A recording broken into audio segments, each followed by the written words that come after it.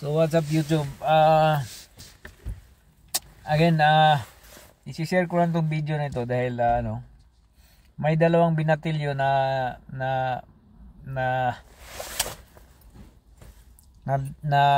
kasagupa ko dito sa daan. Tapos may habang sila ay naglalakad, may nakita ko na may bit sila ng mga equipment, no? Like cleaning equipment sa cars and everything. May mga hoover, may mga spray cleaner, whatever. So inatrasan ko dahil gusto ko silang makita at kausapin kung anong mga pakay nila, kung bakit sila naglilibot ng dito sa area na ito. Yun nga, tinanong ko, sa pagtanong ko ang mga pakay nila is maglilinis para ito ng sasakyan. Nag-home service na rin kung sa baga. So believe din ako sa mga binatilyo na ito dahil meron na silang meron na silang idea kung paano kumikita ng pera, no? So ayos lang din, may mga kanya-kanyang diskarte itong mga bata na ito. So yan, at the age of like siguro mga 16 or 17 yung isa, 16 yung isa, not sure, but on my tansado ko lang yung yung kanilang pagmumukha.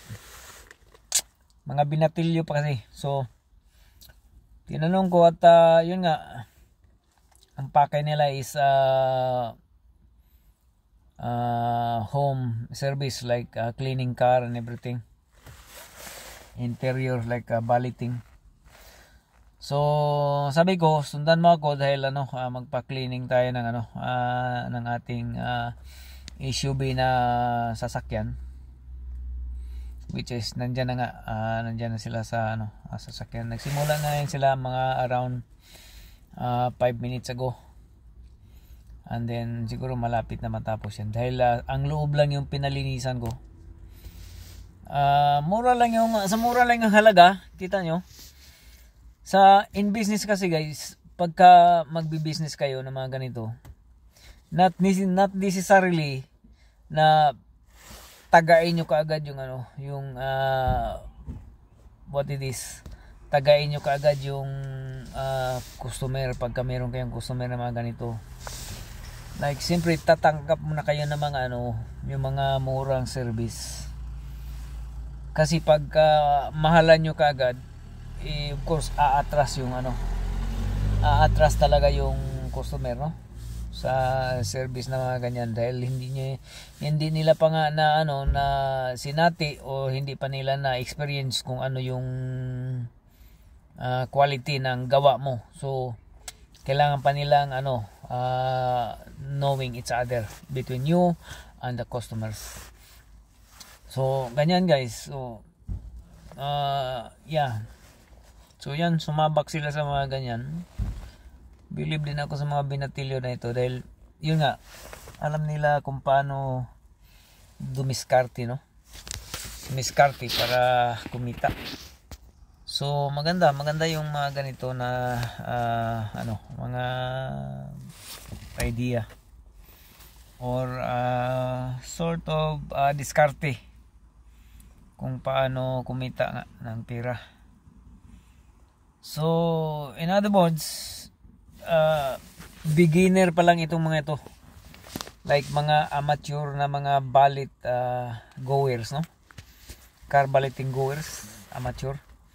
But whereas amateur going to be expert. So lilinis lang naman ang sasakyan. So pinaka basic maglinis ng sasakyan. So sinubukan lang natin yung nila, yung gawa nila. So ganyan naman talaga pagka halimbawa gumagawa ka ng sasakyan. So halos karamihan ng mga tao kailangan ng ebidensya talaga na ikaw nga ay gumagawa ng sasakyan o whatever. Not necessarily yung yung paper o whatever. Yung paper lang yan pang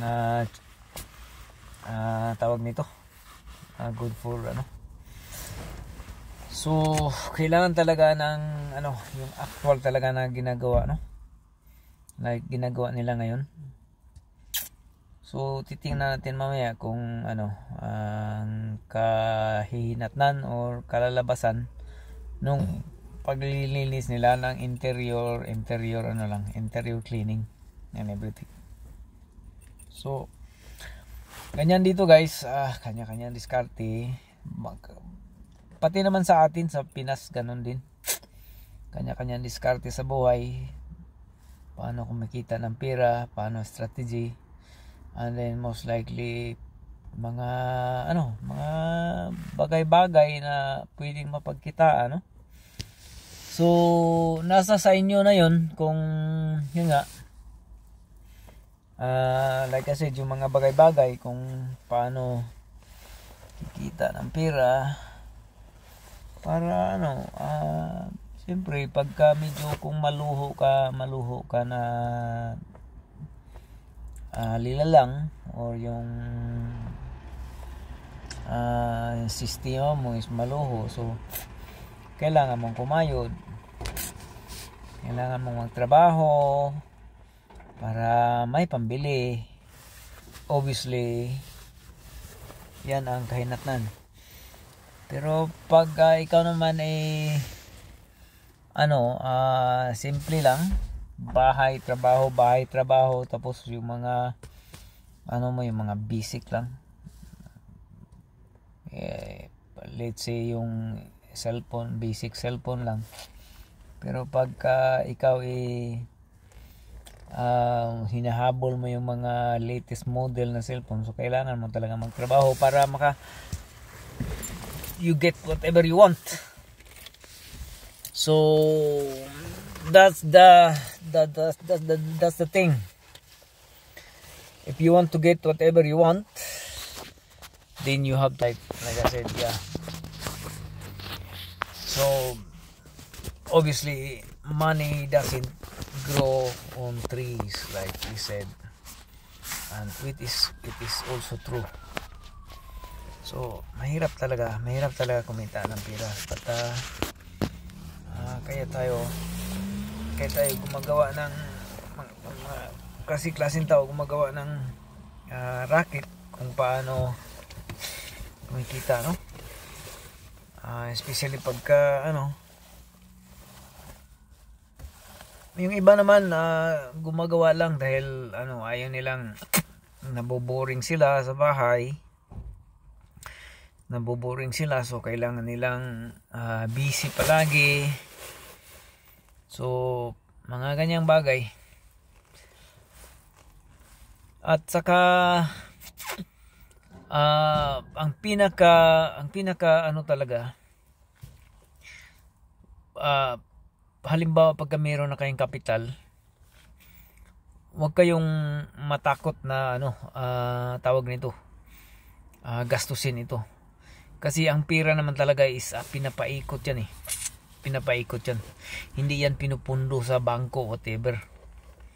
Or tinatago sa may mga kaban kayo na tinatago na pera dyan, limpak-limpak na pera tinatago sa kaban. Hindi ganon. Dahil ang pera kailangan talagang mag-evolve, ibig sabihin mag-rotate, no? Recycle, ibig sabihin, para marami ang kikita pa din. Like if you have received blessings, you have to share blessings as well. So it will 2 times folded blessing that come back to you as a reply on that thing. So not necessarily pagka meron kayong pera, ipunin nyo. No, it doesn't go like that. Like you have to spend as well, but not much. Like if you have a salary 100%, then you have to spend out money 100%. No, it's not like that. You do not have to expend like more than your salary. Like you expend only like maybe 3, 4, 5% on your salary. Like, so you have to balance also the system, no, on your own. Like kaya may mga agency or may mga company na meron silang financial advisor, no? Kasi some people need a financial advisor or financial consultant, whatever. Pero sa mga ano na to, yung mga big business owner, yung mga big business company, big business individuals, kagaya natin, small timer lang tayo eh. So dito lang tayo sa mga maliliit na mga like helping community, helping, nakita nyo yung YouTube channel natin na motto is helping community, car building community. Yun yung ating motto, no? So yan lang guys. Actually yung mga tao talaga, kailangan talaga nila ng most likely ebidensya na ikaw talaga ay gumagawa ng mga ganito, ganyan. So in other words, to see is to believe. Dahil hindi na some people na hindi na sila paloko ng mga ganyan na ganito. So, ebidensya talaga. So guys, I'm not pulling my own chair here, but you can see whatever scenario that you want on your car. Yeah, so I can help you whatever problems that you have on your car. So obviously I have on our channel, PP2 Motorworks, we have like 1,500 videos more or less. Yeah, so the reason why nag-ano tayo ng ganito kasi meron tayong I am a YouTuber myself. So what I want is I want to share experience also for some other things or some other people to know, and just shared experience, and I want to show to the world, to you and to the world as well as, that sharing information of some other things is kinda help, or that's my own way of extending a helping hands, like know how to do the job. So basically our point here is the helping people is the point.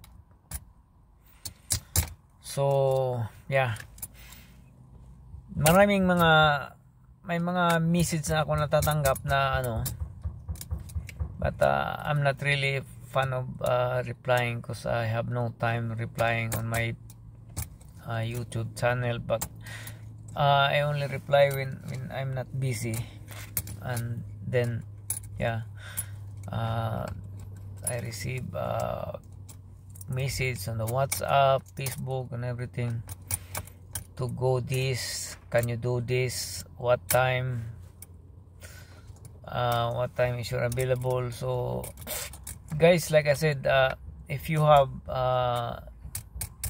like job order on your car, you have to like PM 1 week beforehand, like, because I am working also, so you need to PM, like send me text message or call me 1 week before, so I can arrange the things that you want. So yeah, so yan lang guys. If you want videos and everything, just visit my channel and you will see. So have some fun and have a good day. God bless us all.